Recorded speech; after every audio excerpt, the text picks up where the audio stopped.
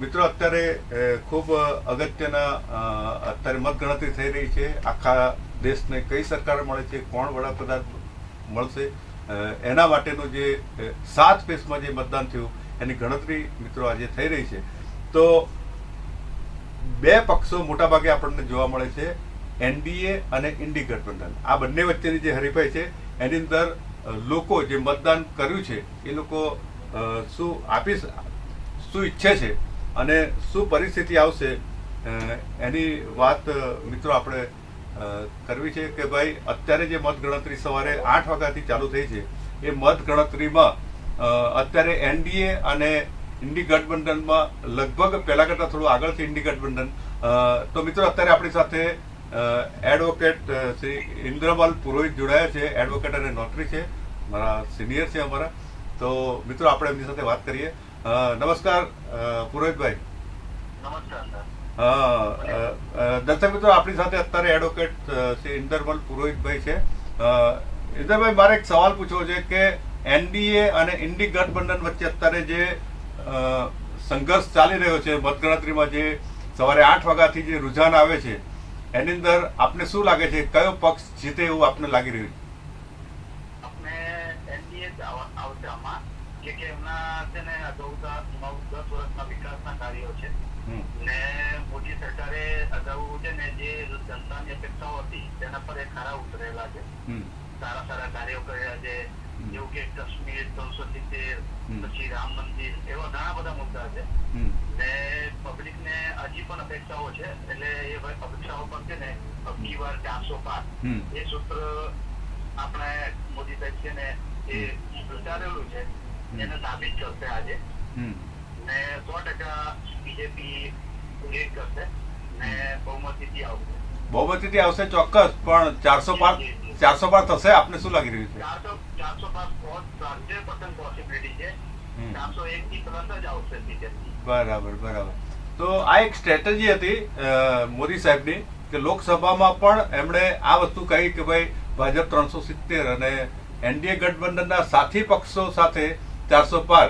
તો આ સ્ટ્રેટેજી એમની કામ કરી ગઈ વિપક્ષ ઉપર દબાણ નાખવાની. એમાં એવું છે કે મોદી સરકાર કે મોદીજી જે પણ કહે છે ને તે કાર્યોને અને પબ્લિકને બધું જોઈને એમનો તો વિશ્વાસ છે ને, એ વિશ્વાસ પર કાયમ રહીને એમને જે 400 પારનો સૂત્ર આપ્યો છે એ સૂત્ર પર 100% એમને 100% આપણા બીજેપી 400 પાર થશે આ વખતે. ને એમના વિકાસના કાર્યો છે ભાજપના, વિકાસના કાર્યોને લઈને એને જે સૂત્ર ઉચ્ચારેલો છે એ ખોટું નથી. આ ત્રીજી વાર મોદી સરકાર 100% બનશે. ત્રીજી વાર મોદી સાહેબ શપથ લેવા જઈ રહ્યા છે. ખૂબ ખૂબ આભાર. આપે આપનો કિંમતી સમય એમને આપ્યો. મિત્રો, આ હતા અમારા મિત્ર એડવોકેટ પુરોહિતભાઈ, એમને ખૂબ કિંમતી સમય. પુરોહિતભાઈ, આપનો ખૂબ ખૂબ આભાર. Thank you very much. તમારો પણ આભાર. Okay, thank you. મિત્રો, આ રીતના અલગ અલગ વ્યક્તિઓ દ્વારા આપણે જે લોકો શું ઈચ્છે છે, મતદાતા શું ઈચ્છે છે, કોની સરકાર જોઈએ અને કોની સરકાર આવવી જોઈએ, એ તો છેલ્લે મતદાતા ઉપર છે. ઇન્ડી ગઠબંધન હોય કે એનડીએ ગઠબંધન હોય. તો એની અંદર મિત્રો આપણે એક બીજા બેનને પણ આપણે ટેલિફોનિક કોન્ટેક્ટ કરીએ છીએ. જો ફોન ઉચકે તો આપણે એમની સાથે પણ ચર્ચા કરીશું. તો આપણને અલગ અલગ વ્યૂ મિત્રો આપણને જાણવા મળે કે ભાઈ લોકો શું ઈચ્છે છે. તો અત્યારે આપણી સાથે ટેલિફોનિક ઉપર રેણુકાબેન શાહ જોડાયા છે, જે સામાજિક કાર્યકર છે અને રાજકારણમાં ખૂબ સક્રિય હતા અને આઈ થિંક મને ખ્યાલ છે ત્યાં કંઈક ભૂતપૂર્વ કોર્પોરેટર પણ હતા. એ આપણે એમને પૂછી લઈશું. નમસ્કાર રેણુકાબેન. હા, બસ ઇન ચેનલ અને સુરત ચેનલમાં આપનું હાર્દિક સ્વાગત છે. રેણુકાબેન, આજે આપણે જે મહાપર્વ જે મતદાન કરીને ઉજવ્યું 7 તારીખે ગુજરાતમાં, અને 7 ફેઝમાં આખા ભારતમાં જે મતદાન થયું, તો આજે એની મત ગણતરી છે. તો બે પક્ષો મોટાભાગે આપણને જોવા મળે છે, એનડીએ અને ઇન્ડી ગઠબંધન, INDIA. તો આપને શું લાગી રહ્યું છે અત્યારે જે રુઝાન આવી રહ્યા છે કે ભાઈ કયો પક્ષ જીતશે અને કોણ શાસન કરશે આપણા ઉપર? ભારતીય જનતા પાર્ટી જીતશે અને એ શાસન કરશે. અને અત્યારના જે મતગણતરીના આંકડા આવી રહ્યા છે તો આપણે તો સરકાર બનાવવાની વાત કરી રહ્યા છે, તેવો કોઈ પ્રશ્ન આવશે જ નહીં. સરકાર ભાજપની જ બનશે અને મોદી બનશે. સરકાર તો ભાજપની જ બનશે એવું તો દરેક રૂઝાન કહે છે. અને મોદી સાહેબે જે સૂત્ર આપેલું કે અબકી બાર 400 પાર, તો એ શક્ય બનશે એવું લાગી રહ્યું છે આપને? હજુ ગણતરી બાકી છે. શક્ય બનવાની થોડી ગઈ છે, પણ ચોક્કસ પૂર્ણ 400 ની નજીક તો પહોંચી જઈશું, કોઈ સવાલ નથી. શક્ય હોય તો 400 પર નહીં પહોંચી જવાશે. હજુ ગણતરી અડધો કલાક માટે હજુ ચાલુ છે. એટલે પાછળનું જે ખુલશે રાઉન્ડ તેમાં હવે થોડું ખબર પડી જશે. બરાબર. પણ નજીક તો એટલા રહીશું જ. સાચી વસ્તુ છે. અને બીજી એક વસ્તુ બહુ મહત્વની છે આપણા માટે. સુરતની લોકસભાની તો મુકેશભાઈ દલાલ જીતી ગયા એટલે પહેલા વિજેતા જાહેર થઈ ગયા છે. અને બીજા આપણા નવસારી આપણને લાગે છે તો CR પાટીલ સાહેબ છે, તો એ પણ બહુમતીથી જીતે એવી શક્યતા આપણને લાગી રહી છે. અને બમ્પર બહુમતી ગયા વખતે મળેલી 2019માં. તો એના માટે આપનું શું કહેવું છે નવસારી લોકસભા માટે? અત્યારે સવા 2 લાખ મતથી આગળ છે અને છેલ્લા લગભગ રાઉન્ડ છે એમાં પણ હવે જે કઈ ખુલશે રાઉન્ડ છે બધા એમના નામના જ ખુલશે. સાહેબ વધારે 100-150 ની ઉપર ચાલ્યા જશે. વધારે થશે પણ ઓછા નહીં થાય. બરાબર. ખૂબ સરસ વાત કરી અને થેન્ક યુ વેરી મચ. દર્શક મિત્રો, આ હતા રેણુકાબેન શાહ, સામાજિક કાર્યકર અને અનિશની અંદર બહુ ઘણા બધી સેવાઓ કરે છે, અમારા કોર્ટમાં પણ સેવાઓ કરે છે. તો આપનો ખૂબ ખૂબ આભાર રેણુકાબેન. Thank you very much. મિત્રો, અત્યારે આપણી સાથે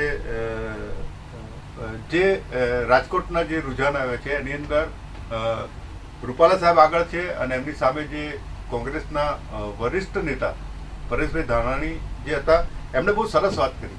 હારની નજીક છે.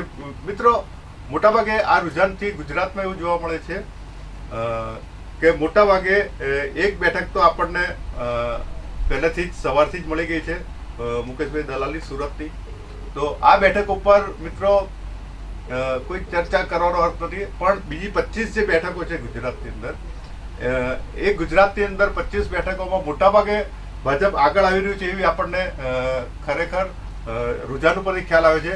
તો મિત્રો, અત્યારે આપણી સાથે અમારા પરમ મિત્ર અને વીટી ચોકસી સ્કૂલના આચાર્ય શ્રી વિજયભાઈ બારોટ જોડાયા છે. તો આપણે એમની પણ આજે આ મતદાનની પ્રક્રિયા વિશે માહિતી મેળવીશું. વિજયભાઈ, નમસ્કાર. વિજયભાઈ, આજે આપણે જે લોકશાહીનું મહાપર્વ ઉજવ્યું અને આજે એની મત ગણતરી છે. 7 તારીખે આપણે જે મતદાન કર્યું ગુજરાતમાં, તો એની મત ગણતરી છે. તો મોટાભાગે 2 પક્ષ જોવા મળે છે, NDA અને ઇન્ડી ગઠબંધન, INDIA, બરાબર. તો આ બંને વચ્ચે રસાકસી આખા દેશમાં આપણને મોટાભાગે જોવા મળે છે. તો આજના મતદાન દિવસે આપ શું કહેશો? હેલો.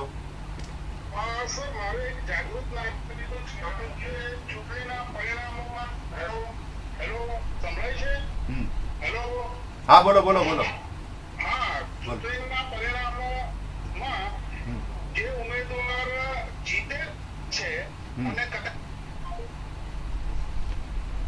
ટેકનિકલ કારણે ફોન પાછો કપાઈ ગયો લાગે છે.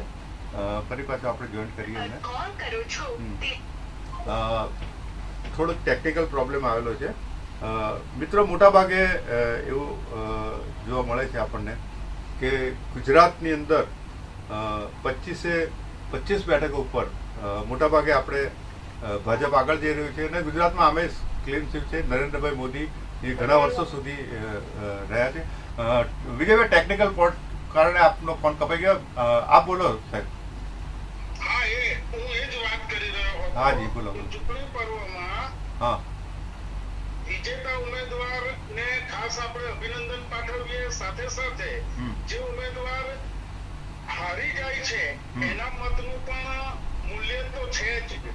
લોકશાહીના પર્વમાં હારેલા ઉમેદવારને થોડું જે જન સમર્થન ઓછું પ્રાપ્ત થયું છે તેનાથી પણ જીતેલા ઉમેદવારે હંમેશા પોઝિટિવ હકારાત્મક અભિગમ રાખીને જન સમર્થન પોતાને જે પ્રાપ્ત થયું છે એને સાકાર કરવા માટે પૂરેપૂરો સંપૂર્ણ પ્રયત્ન કરવો જોઈએ. સાથે સાથે હારનાર ઉમેદવારે પણ આગામી 5 વર્ષ માટે હકારાત્મક અભિગમ રાખીને પોતાની જે થોડા કે ઓછા મત મળ્યા છે તો એ મત ફરી પાછા કવર કરવા માટેનો સકારાત્મક અભિગમ રાખવો જોઈએ. પ્રજાલક્ષી અને દેશ પ્રેમની ભાવના, રાષ્ટ્રવાદને ધ્યાનમાં રાખીને દરેક નાગરિકોએ જીતેલા ઉમેદવારને સારી વાતોમાં સમર્થન આપતા રહેવું જોઈએ. હારનારે પણ નાસીપાસ થવાની જરૂર છે જ નહીં, કારણ કે બંને આફ્ટર ઓલ તો આપણા દેશના જ નાગરિકો છે. તો ચૂંટણી પર્વને આ રીતે આપણે તંદુરસ્ત લોકશાહી માનીને બહુ પ્રેમથી ઉજવવું જોઈએ એવું મારું પર્સનલી માનવું છે. ખૂબ સરસ વાત કરી.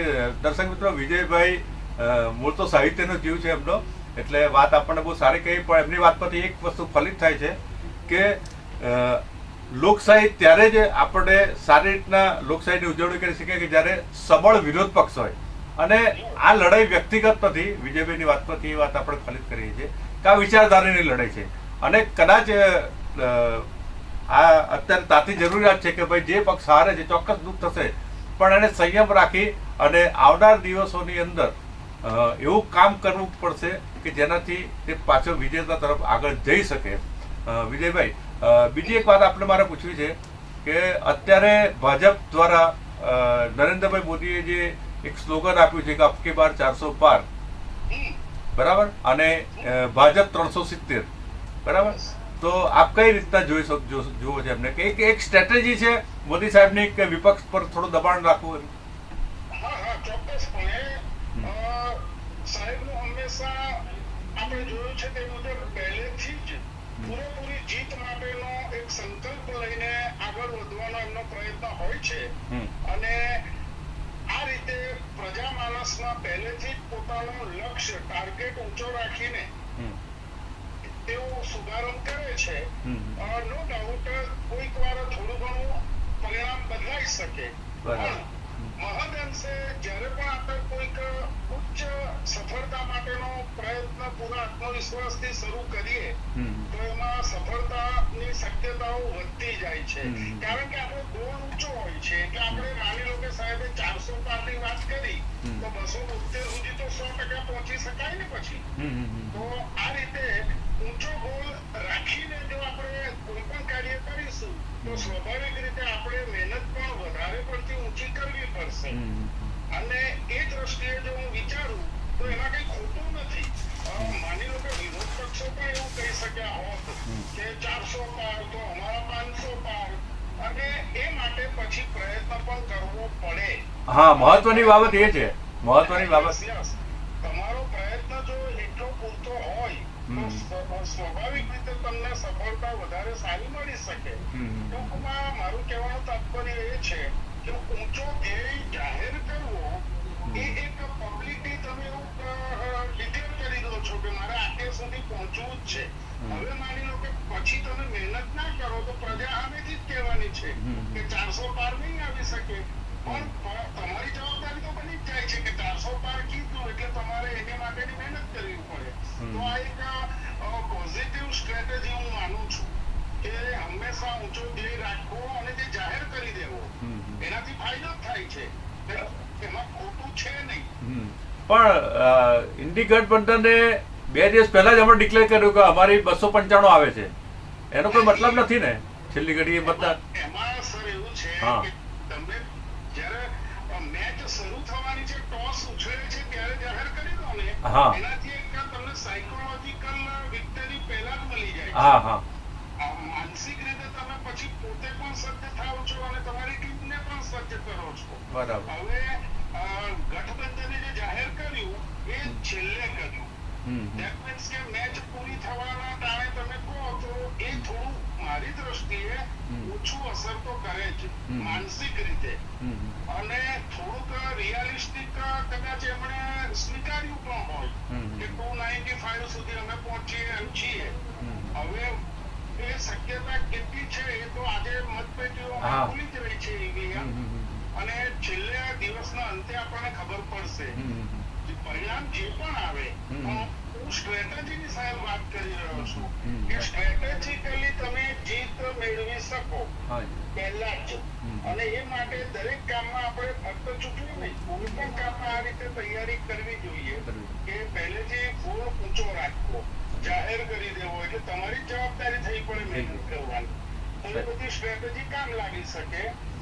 ચૂંટણી છે, પરિણામ તો જે આવશે તે આવશે, બધાને બધું સ્વીકાર્ય જ હોવું જોઈએ. દેશના નાગરિક તરીકે આપણે જે કોઈ સત્તા પર આવે એને સાચી વાતમાં હંમેશા જાગૃત નાગરિક તરીકે સમર્થન આપવું જોઈએ, અને એટલી જ આપણી પણ જવાબદારી બને છે કે ખોટી વાત હોય તો આપણે એ બાબતને ટીકાના રૂપમાં પણ કહી શકીએ.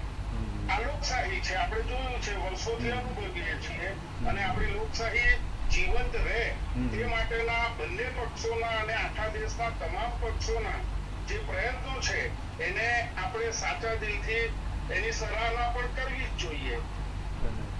100% સાચી વાત છે સાહેબ આપની.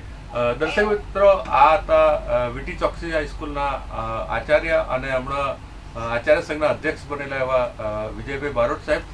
મૂળ સાહિત્યનો જીવ છે, શિક્ષક તરીકે પણ વર્ષો સુધી કામ કર્યું, આચાર્ય તરીકે કામ કરે છે, એટલે થોડુંક એમનું પ્રિડિક્શન એ છે કે ભાઈ જે પણ રિઝલ્ટ આવે પણ આ દેશનો વિકાસ થવો જોઈએ, દેશને આગળ લઈ જવા માટે પ્રયત્ન કરવા જોઈએ, પછી એ પક્ષ હોય કે વિપક્ષ હોય એ રીતના કામ કરવું જોઈએ.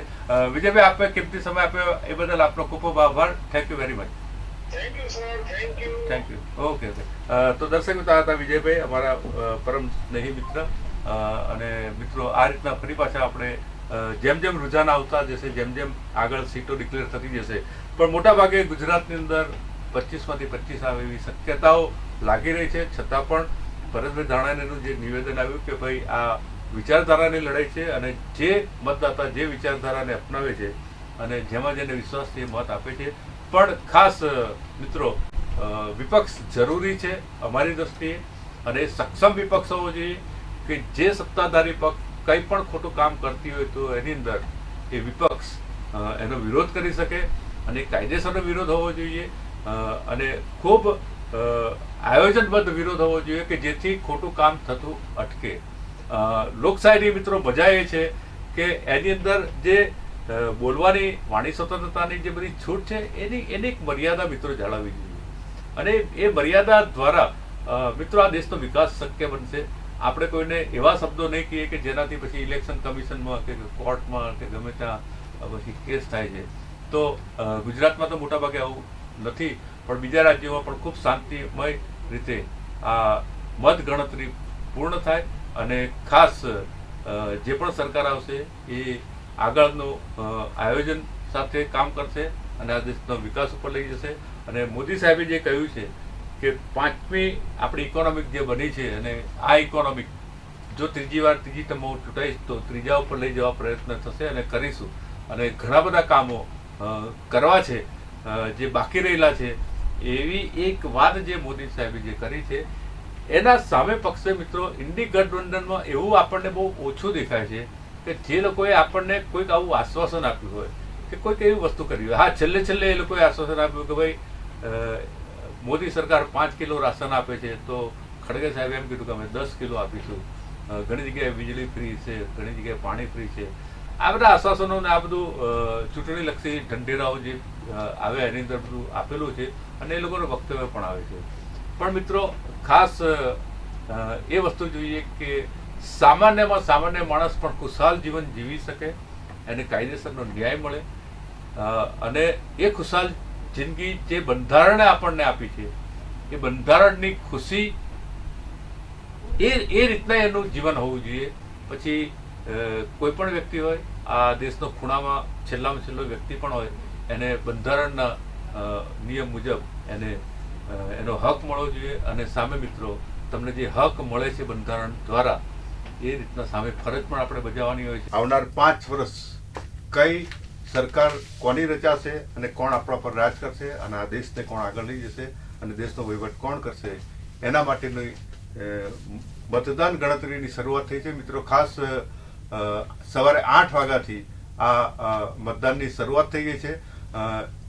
મોટાભાગે NDA અને INDIA એના વચ્ચેની જે સ્પર્ધા છે એની અંદર મિત્રો આખા દેશની અંદર 7 ફેઝમાં જે ચૂંટણી થઈ એની અંદર મિત્રો આ ગણતરીની આજે સવારે 8 વાગ્યાની શરૂઆત થઈ છે. અને મિત્રો ખાસ ગુજરાતની જો આપણે વાત કરીએ તો ગુજરાતની અંદર મિત્રો એ જોવાનું છે કે જે 4-5 બેઠકો જે છે ક્ષત્રિય સમાજના આંદોલન પછી જે પરિસ્થિતિ બદલાઈ અને જે રાજકીય પરિસ્થિતિ બદલાઈ, કોણે શું કર્યું એમાં આપણે બહુ પડતા નથી, પણ મિત્રો ખાસ જે 4-5 બેઠકોની મારે આપની સાથે જે વાત કરવી છે એ વાત છે કે ત્યાં ઘડી કોંગ્રેસ અને ભાજપ વચ્ચે ટક્કર છે થોડીક બિલકુલ. એમાં સૌથી પહેલી બનાસકાંઠાની બેઠક આવે છે મિત્રો, ત્યાર પછી જામનગરની બેઠક આવે છે, સુરેન્દ્રનગર, રાજકોટ, આ બધી બેઠક આવે છે, ખેડા જિલ્લાની બેઠક આવે છે. પણ મિત્રો ખાસ જે બેઠક છે એની અંદર જે વિખવાદ ઉભો થયો રાજકોટની બેઠક ઉપર, તો પુરુષોત્તમભાઈ રૂપાલા અને એની સામે કોંગ્રેસના દિગ્ગજ નેતા પરેશભાઈ ધાનાણી, આ બંને વચ્ચેની જે ટક્કર હતી, પણ મોટાભાગે એવું કહેવાતું કે ભાઈ મતમાં બહુ ખાસ કઈ વાંધો નહીં આવશે, મતદાનની અંદર ભાજપ લગભગ જીતી જશે, છતાં પણ એક વ્યૂહરચના રૂપ પરેશભાઈ ધાનાણીએ ત્યાં ટક્કર આપી છે. ત્યાર પછી મહત્વની જે બેઠક છે કે જામનગરની, કે જે ત્રીજી ટર્મ માટે પણ પૂનમબેન માડમ એમણે જે કામની શરૂઆત કરી છે, પૂનમબેન માડમ નું કામ સારું છે, એ બધાને સાથે લઈને ચાલે છે, છતાં પણ જે પરિસ્થિતિ જે ઊભી થઈ છે એની અંદર, એ પરિસ્થિતિની અંદર મિત્રો એમની સામે જે જેપી મારવિયા છે એમની પણ ટક્કર છે. અને શરૂઆતના રુઝાનમાં પૂનમબેન પાછળ હતા, તો જોઈએ આગળ કેવી રીતના મતગણતરીને શું થાય છે એના ઉપર આપણે મિત્રો ત્યાર પછી ચર્ચા કરીશું. અને બનાસકાંઠાની અંદર શોભનાબેન બારૈયા છે, એની સામે આપણા દક્ષિણ ગુજરાતના તુષારભાઈ ચૌધરી પણ ત્યાં લડી રહ્યા છે એમની સામે. અને ખાસ ખેડા જિલ્લાની અંદર પણ જે હતું એમાં દેવુસિંહ ચૌહાણ અને કાળુસિંહ ડાભી, આ બંને વચ્ચે જે ટક્કર હતી ત્યાં પણ થોડુંક છે. પણ મોટા ભાગે મિત્રો વલસાડ, નવસારી, આ જે બધી સિક્યોર સીટ છે, અમદાવાદની સીટો છે કે જ્યાં ભાજપને કોઈ આંચ નથી આવવાની, પણ મોટાભાગે અત્યાર સુધી જે ક્લીન શિફ્ટ થઈ છે એની અંદર મિત્રો ખાસ જોવામાં એવું આવે છે કે મોટાભાગે 26માંથી 26 બેઠકો ગુજરાતમાંથી 2014 પછી મોટાભાગે નરેન્દ્રભાઈ મોદીના નામ પર અને ભાજપને જાય છે અને એમની કામગીરીને જાય છે. તો મિત્રો આપણી સાથે આજે ઘણા બધા મિત્રો આપણી સાથે ટેલિફોનથી જોડાય છે, તો એમને આપણે મિત્રો કોન્ટેક્ટ કરીશું કે આજના આ મતદાન દિવસે તેઓનું શું માનવું છે. પરેશભાઈ, ગુડ મોર્નિંગ. પરેશભાઈ, આપણે અત્યારે લાઈવમાં છીએ અને ઇન ગુજરાત અને સુરત ચેનલ પર છીએ. તો દર્શક મિત્રો, અત્યારે આપણી સાથે પરેશભાઈ અંકલેશ્વરિયા જે કોચિંગ ક્લાસ ચલાવે છે અને ખૂબ સારા ગાયક છે, તો એમને આપણે આજે અત્યારની આ પરિસ્થિતિ વિશે માહિતી આપણને આપશે. પરેશભાઈ, શું લાગી રહ્યું છે આજે મતદાન, અત્યારે જે ગણતરી થાય છે એમાં? ગુજરાતમાં 26 સીટ છે, તેમાં 25 અત્યારે ભાજપ આગળ છે, 1 કોંગ્રેસ છે અને અત્યારે કશે દેખાતું નથી. બરાબર. એ રીતે જોતા 400 નો આંકડો પાર કરવો ગુજરાત તરફથી તો બહુ ક્લિયર છે. એક સીટ તો પહેલેથી સુરતની કોંગ્રેસ હારી ગઈ છે. જો ગુજરાત સિવાયના પ્રદેશોની વાત કરીએ તો તેમાં પણ ભાજપ ખાસું આગળ છે. બરાબર. એ લોકોએ જે 272 સીટ જોઈએ છે તેનાથી પણ ઘણું આગળ નીકળીને 300 ની આસપાસ નીકળી ગઈ છે. એટલે આમ જોવા જતા કદાચ એનડીએ સરકાર બનાવી દેશે એવું લાગી રહ્યું છે. નરેન્દ્રભાઈ મોદીએ સંસદમાં પણ કહેલું છે કે ભાઈ ભાજપ આ વખતે 370 બેઠકો મેળવશે અને એનડીએ સરકાર જે બનશે એમના ઘટક દળો સાથે તો અબકી બાર 400 પાર. તો આપને શું લાગી રહ્યું છે? 400 પાર થશે કે નહીં ખબર નહીં, પણ સરકાર ચોક્કસ બનાવશે. બરાબર. પણ અત્યારે જે રીતનો સિનારીઓ છે તે રીતે પાર કરે એવું લાગે છે. બરાબર. કારણ કે 300 ની નજીક છે એનડીએ અને એ 257 કે 260 ની નજીક ભાજપ એકલું છે. મને લાગે ત્યાં સુધી 400 નીકળવી બહુ અઘરી નથી, છતાં પણ સરકાર બનશે ચોક્કસ નરેન્દ્રભાઈ ને એ નક્કી છે. બીજા એક આનંદના સમાચાર ગઈકાલે આપણને એ મળ્યા કે જે પરેશભાઈ 1200 લાખ કરોડનો જે ઉછાળો આવ્યો, બરાબર, તો એના વિશે આપ શું કહેશો? એ સીધી વાત છે કે શેના માટે હોઈ શકે, લોકોને કેટલો ભરોસો છે, કેટલો વિશ્વાસ છે, શેના માટે હોઈ શકે? કે ભાજપની સરકાર નિશ્ચિત બનવાની છે, એનો એક દિવસ આગળથી આ ખબર પડવા માંડી છે. એક્ઝિટ પોલ નો જે વિરોધ વિપક્ષોએ કર્યો એ કેટલા અંશે વ્યાજબી લાગે છે આપને? દર વર્ષે આ વિરોધ થાય છે અને દર વર્ષે જોઈએ તો એક્ઝિટ પોલ ની નજીક જ પરિણામો પણ આવે છે. ઘણી વખત એવું હોય છે કે પોતાના એક્ઝિટ પોલ ની અંદર માનો કે એ લોકોને એવું બતાવે કે કોંગ્રેસ પ્લસ માં છે અથવા તો અધર પ્લસ માં છે, તો એ લોકોને સારું લાગે, એવું બતાવવામાં આવે કે ભાઈ એનડીએ આગળ છે, તો એક્ઝિટ પોલ વાળા નકામા પણ થઈ જાય, એવું હોય છે. એટલે એક્ઝિટ પોલ આમ તો જોવા જઈએ તો એક્ઝિટ પોલ એકદમ પરફેક્ટ પણ નથી આવતું, પણ એ ઘણું નજીક હોય છે. હા, ઘણું નજીક, ઘણી વાર થોડું ઉલટફેર આવતું હોય છે. પરેશભાઈ, આપ અમારી સાથે જોડાયા, ખૂબ આનંદ થયો, અને ફરી પાછા આપને અમે ફોન કરીશું તો આપ ચોક્કસ અમારી સાથે જોડાશો. Thank you very much. દર્શક મિત્રો, આ હતા આપણી સાથે પરેશભાઈ અંકલેશ્વરિયા, જેમણે આપણને સારી માહિતી આપી. ત્યાર પછી મિત્રો આપણે બીજા પણ ઘણા બધા એવા મિત્રો છે કે જેને આપણે ટેલિફોનિક સંપર્ક કરીશું અને એમની પાસેથી પણ આજના આ દિવસનું રુઝાન કઈ તરફ જઈ રહ્યું છે અને આગળ શું થશે એની પણ માહિતી આપણે કરીશું.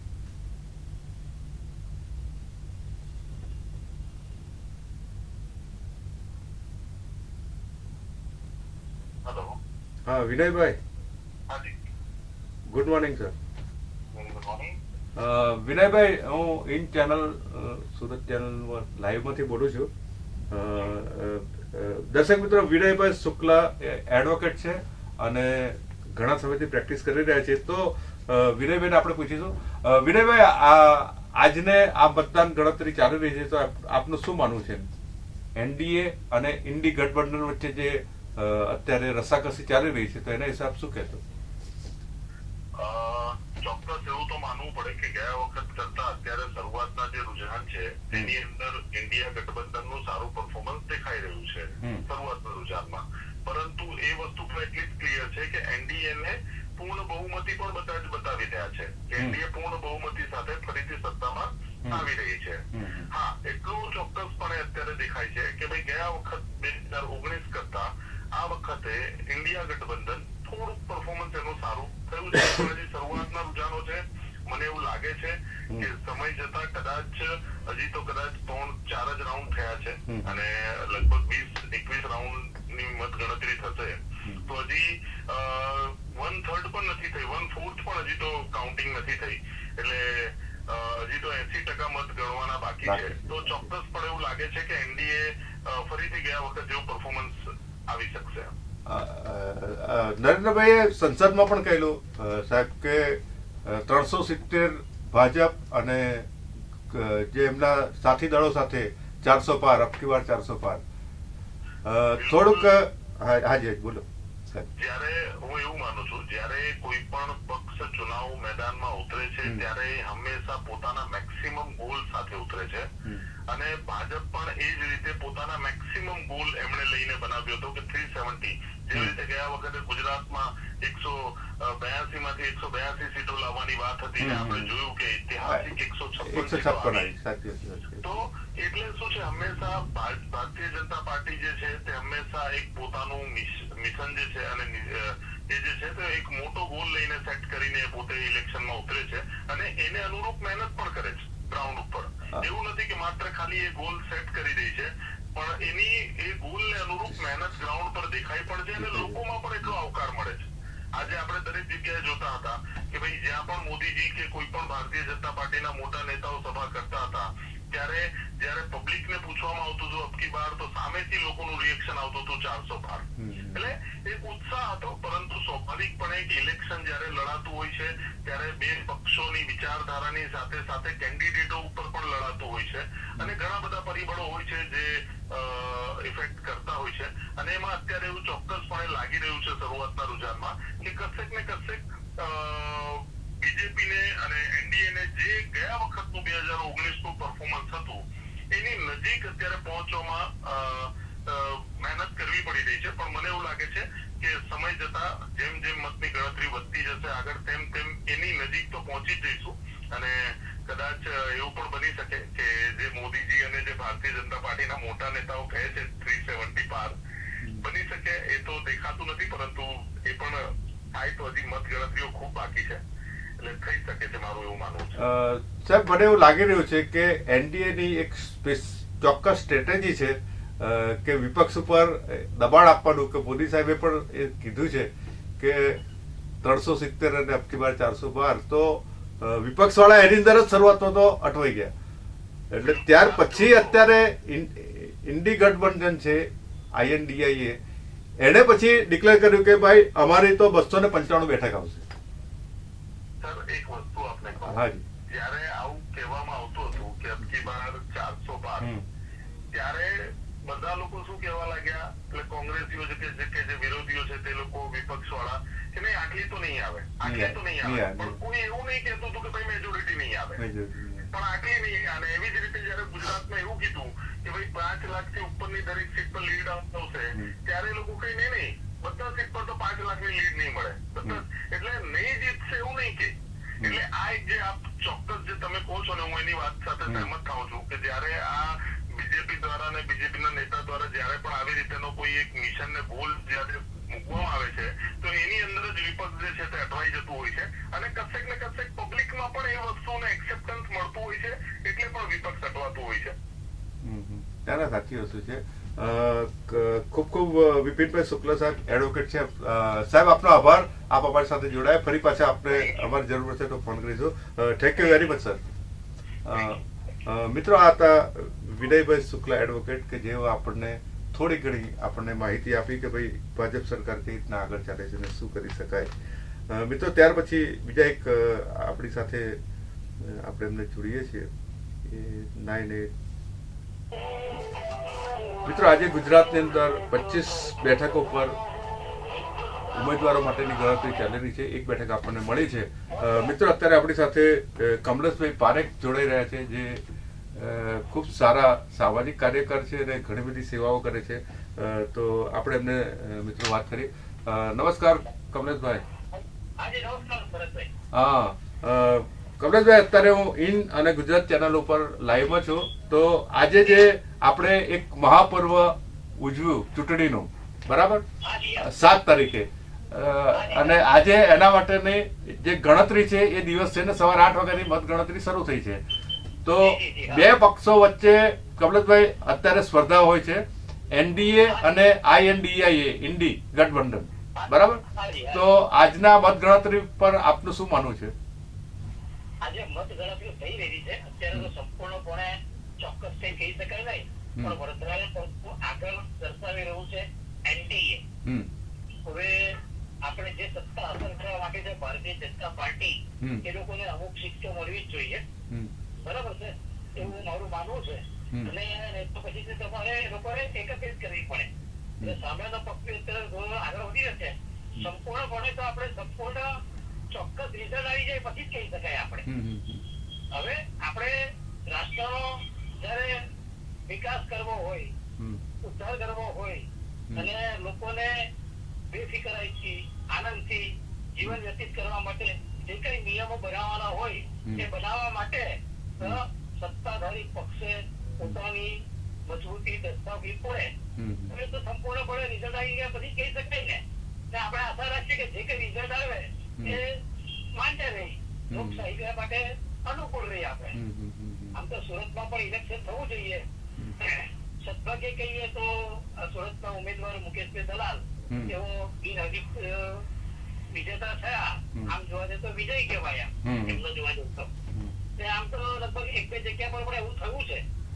એટલે હવે આપણે ચોક્કસ વિરોધ પક્ષ બી હોવો જોઈએ એવું આપણે લોકો ઘણા માને છે કે વિરોધ પક્ષ હોવો જોઈએ, એ એટલા માટે હોવો જોઈએ એવું ઘણાનું માનવું એટલા માટે છે કે ભાઈ સત્તાધારી પક્ષ વ્યવસ્થિત કે સાચું કરી રહ્યા છે કે નથી કરી રહ્યા એની પ્રજાની સમક્ષ જાણકારી થાય, અને આ પ્રમાણે કરી શકવું જોઈએ કે નહીં કરી શકવું જોઈએ એનો વિરોધ પક્ષ બી ધ્યાન રાખી શકે.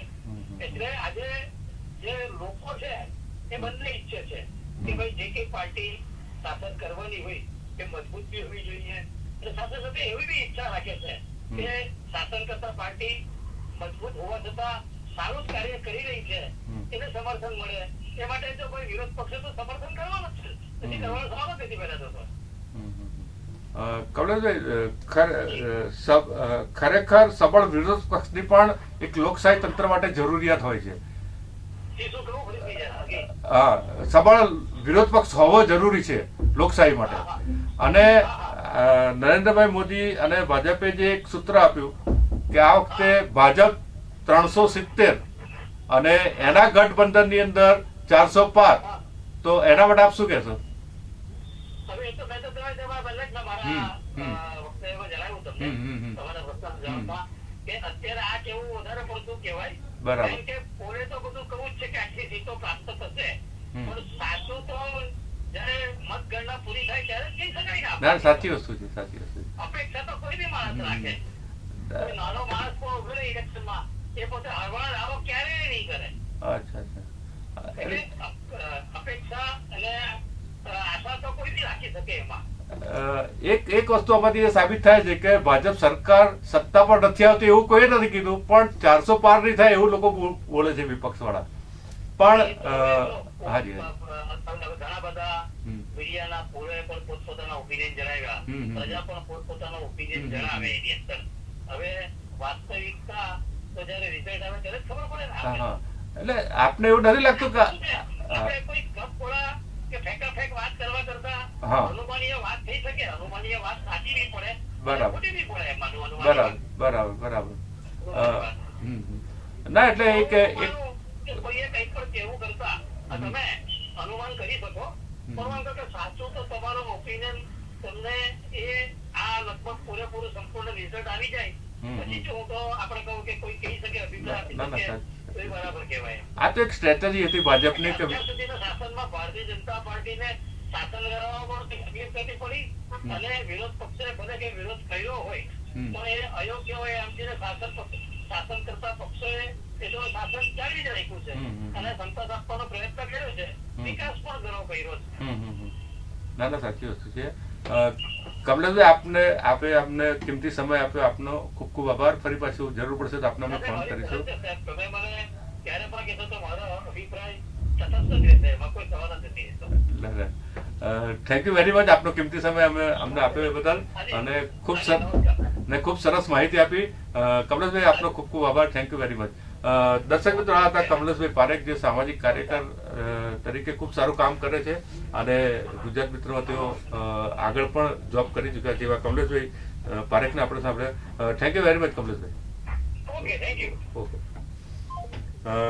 મિત્રો, ખાસ જે કમલેશભાઈ પારેખે જે આપણને વાત કરી,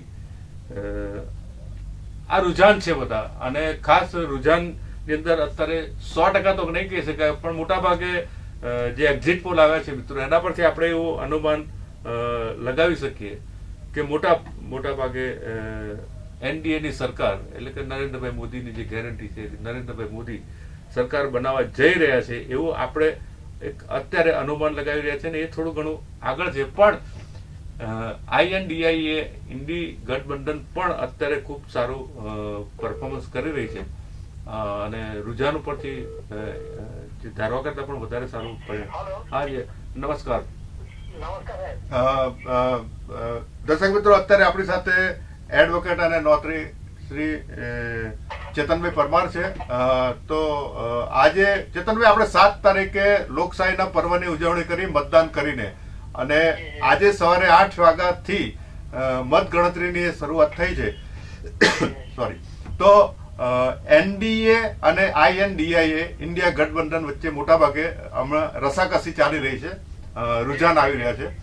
તો આપનું આજના દિવસે શું કહેવું છે કે ભાઈ ભાજપ આવશે તો શું કરશે અને ઇન્ડી ગઠબંધન આવશે તો શું થશે આ દેશમાં?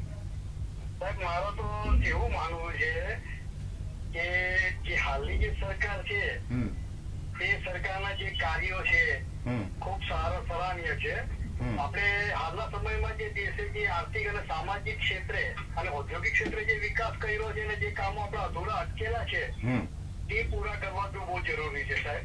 બરાબર. એટલે મારું તો એવું માનવું કે જો આપણે વધુ આધુનિકતા તરફ વળીએ અને ડિજિટલ યુગ સમય દરમિયાન સાહેબ આપણે ખૂબ પ્રગતિ કરી રહ્યા છે, તો આ પ્રગતિ કન્ટિન્યુઅસ રહેવી જોઈએ. અને સાહેબ જો આ વધારે આપણે આગળ વધીએ અને આપણી પ્રગતિ સારી થાય, દેશ દુનિયામાં આપણું નામ થાય, અને જરૂરી છે સાહેબ કે હાલની સરકાર વધુ આગળ કન્ટિન્યુ રહે.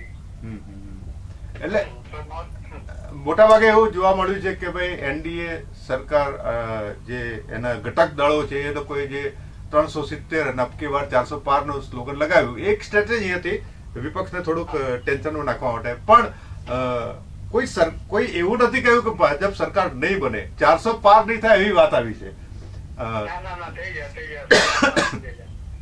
એટલે આ એક સ્ટ્રેટેજી હતી અને હજુ તો 2-3 રાઉન્ડ થયા છે, બીજા રાઉન્ડ બાકી છે. પણ અત્યારે એનડીએ સરકાર થોડી ઘણી અત્યારે આગળ અમુક જગ્યાએ દેખાય છે. અને ખાસ મારે ચેતનભાઈ આપને એ પૂછવું છે કે નવસારી બેઠક જે આપણી છે સુરતની અંદર, જે CR પાટીલ સાહેબ છે, એમણે બહુ સરસ વાત કરી છે કે કદાચ ભાજપ સરકાર જીતવાની જ છે અહીંયા ગુજરાતમાં, અને ભાજપ સરકાર જીતશે તો રાજકોટની અંદર જે દુઃખદ બનાવ બન્યો છે તો એના કારણે આપણે કોઈ ઉજવણી નહીં કરીશું અને કોઈ બેન્ડ વાજાની, કોઈ ફટાકડાની એવી ઉજવણી નહીં કરવાનું CR પાટીલ સાહેબે જે આયોજન કર્યું છે અને લોકોને કીધું છે તો એ સરાહનીય છે. તો નવસારી બેઠક ઉપર ગયા વખતે 2019માં CR પાટીલ બહુ જંગી બહુમતીથી જીત્યા છે, તો આ વર્ષે આપને શું લાગી રહ્યું છે? આ વખતે પણ બહુ જંગી બહુમતીથી જીતશે ને એમના કાર્યો પણ સાહેબ ઘણા વર્ષોથી કન્ટિન્યુ છે અને સારા સારા કાર્યો કર્યા છે, પ્રગતિ થઈ છે સુરતમાં સાહેબ. નવસારી બેઠક તરફ ઘણા એવા વિકાસોના કામો થયા છે ને સાહેબ એ ફરી પાછી બહુમતીથી જીતશે એવી મને પણ ખૂબ ખૂબ આશા છે. Okay, thank you very much. આપણે આપનો ખૂબ કિંમતી સમય અમને આપ્યો. મિત્રો આ હતા અમારા ખાસ મિત્ર Chetanbhai Parmar, advocate and notary. તેઓ આપની સાથે હતા. ચેતનભાઈ આપનો ખૂબ ખૂબ આભાર. ઓકે. ખાસ મિત્રો ઘણા બધા સાથે આપણે ટેલિફોનિક સંપર્ક કર્યા, ટેલિફોનથી આપણે વાત કરી છે અને ખૂબ સારી રીતના મિત્રો આપણે આજે જે ચૂંટણીની અંદર જે મતદાન ગણતરી થઈ એની એનાલિસિસ મિત્રો જોઈએ તો સૌથી મહત્વની બાબત મિત્રો આપણે એ જોવાની છે કે ગુજરાતની અંદર મોટા ભાગે ક્લીન સ્વીપ હોય છે કે 26માંથી 26 બેઠક, એમાં એક બેઠક તો આપણને સુરતની મળી ગઈ છે, બીજી 25 બેઠક ઉપર મતગણતરી ચાલુ છે. ખાસ મેં આપને આગળ કહ્યું એમ બનાસકાંઠાની અંદર સોરી રેખાબેન ચૌધરી અને ગીતાબેન ઠાકોર, જ્ઞાનીબેન ઠાકોર સોરી, તો એમની વચ્ચે જે રસાકસી છે અને ખરેખર આ બે બહેનોએ જે અહીંયા લડતની શરૂઆત કરી છે, જે કેમ્પેન કર્યું છે એ જબરદસ્ત કેમ્પેન થયું છે. ત્યાર પછી મોટાભાગે જોવા મળીએ તો સુરેન્દ્રનગરની બેઠક છે, ત્યાં પણ મિત્રો એવું કહેવામાં આવે છે કે ત્યાં પણ રસાકસી ભરી વસ્તુ છે. ચંદુભાઈ સિરોહા અને ઋત્વિકભાઈ મકવાણા, આ બંને વચ્ચે પણ રસાકસી છે. આણંદની અંદર પણ રસાકસી છે. મોટા ભાગે અમિતભાઈ ચાવડા જે ખૂબ અનુભવી રાજકીય નેતા છે કોંગ્રેસના, અને એની સામે મિતેશભાઈ પટેલ. તો આ પરિણામ પણ કોઈક ચોંકાવનારું આવે એવું આપણને લાગી રહ્યું છે, પણ છતાં પણ રસાકસી છે. અને જામનગરમાં પૂનમબેન માડમ અને જેપી મારવિયા, તો જામનગરની બેઠક, આ 3-4 બેઠકો મિત્રો ગુજરાતમાં એવી છે કે જેનાથી થોડો ઘણું સંઘર્ષ, થોડો ઘણી કાંટાની ટક્કર મિત્રો આપણને લાગી રહી છે. ત્યાર પછી આજે અલગ અલગ જગ્યાએ જે મતગણતરી, એમાં ખરેખર ખૂબ સારામાં સારી વસ્તુ એ બની છે કે LED TV લગાવવામાં આવી છે, તો કોઈ પણ વ્યક્તિ મતગણતરી જ્યાં થાય છે, મતગણના જ્યાં થાય છે ત્યાં બહાર ઉભા રહી અને એનો આખો સિનેરિયો જોઈ શકે છે, કોને કેટલી બેઠક મળી છે, કોણ આગળ છે, કોણ પાછળ છે. એ મિત્રો ખાસ આપણને આટલી સરસ વ્યવસ્થા છે ને સાથે સાથે પોલીસ બંદોબસ્ત, સુરક્ષા કર્મી જે અલગ અલગ છે એના દ્વારા પણ મોદીની ગેરંટી અંગે મિત્રો આજે જન ચુકાદો જે આવવાનો છે, એક્ઝિટ પોલનો એક પ્રતાપ મેં આપને કહ્યું કે શેર રોકાણકારોમાં 12-12.5 લાખ કરોડનો ઉછાળો મિત્રો જોવા મળ્યો છે. અને ભારતની અંદર કુલ 64.2 કરોડ નાગરિક લોકો દ્વારા મતદાનનો વિક્રમ થયો છે. મિત્રો, ઘણા દેશ તો એવા છે કે આટલી વસ્તી પણ નથી. ત્યાં મિત્રો 64.2 લાખ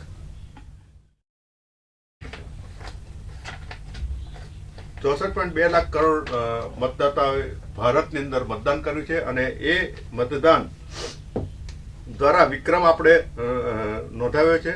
અને ખાસ બીજી એક વસ્તુ, એક્ઝિટ પોલ જે આપણા અહીંયા આવ્યા છે તો શેર બજારની અંદર પણ ઉછાળો જોવા મળ્યો છે. ઘણી જગ્યાએ ઘણા બધા આયોજનો પણ થયા છે અને ખાસ બિહારના મુખ્યમંત્રી નરેન્દ્રભાઈ મોદીને પણ હમણાં રૂબરૂ ત્યાં મળવા ગયા હતા ગાંધીનગર, અને ઇન્ડી ગઠબંધનના કોંગ્રેસના મુખ્ય કરતા ધરતા સોનિયાબેન ગાંધીએ ચૂંટણી પરિણામોના એક્ઝિટ પોલ વિશે એવું કહ્યું છે કે તદ્દન વિરુદ્ધ, એક્ઝિટ પોલના વિરુદ્ધ આની અંદર મતદાનમાં રિઝલ્ટ આવશે અને આ રીતના ખૂબ રસાકસી ભરી છે. અત્યારે વિપક્ષવાળા પણ ખરેખર આનું પરિણામ એક્ઝિટ પોલ જેવું નહીં આવે. જે હશે ઈવીએમ દ્વારા જે પણ અત્યારે જે કાર્ય થઈ રહ્યા છે એની અંદર મિત્રો મતગણતરી અત્યારે ચાલુ છે અને બહુ ઇન્ડી ગઠબંધન પણ આ વર્ષે મિત્રો એવું લાગી રહ્યું છે કે ગયા વર્ષે 2019ની અંદર પુલવામા એટેક થયેલો તો એની અંદર એક જન સહેલાબ હતો. લોકોને પોતાના દેશ માટેની એક લાગણી હતી, એક હુમલો હતો, આતંકી હુમલો હતો. એના માટેની જે દેશભક્તિ જાગીને નરેન્દ્રભાઈ જઈને એર સ્ટ્રાઇક કરી, તો એ વખતે જે જુવાળ હતો એવો જુવાળ આપણને કદાચ ઓછો જોવા મળે છે, પણ છતાં પણ થોડીક ગરમીનું પણ અસર આવી, થોડોક આ પણ પ્રોબ્લેમ હતો, પણ છતાં પણ જે નવા મતદારો જોડાયા છે, જે યુવાન મતદારો જોડાયા છે, એ લોકોએ પણ ખૂબ ઉમળકાભેર મતદાન કર્યું છે અને 64 મિત્રો આ સંખ્યા ઓછી નહીં કે 64.2 કરોડ લોકોએ મતદાન કર્યું છે. તો ફરી પાછા મિત્રો આપણે મળીશું કે આજના આ કાર્યક્રમમાં આગળ પણ આપણે મિત્રો મળીશું કે કઈ રીતના આપણે મતગણતરી થઈ રહી છે અને કોને કેટલા મત મળ્યા છે અને કોને કઈ રીતના મત મળશે અને ગણતરી કેવી રીતના આગળ વધે છે, એ રીતના મિત્રો આપણે પાછા મળીશું.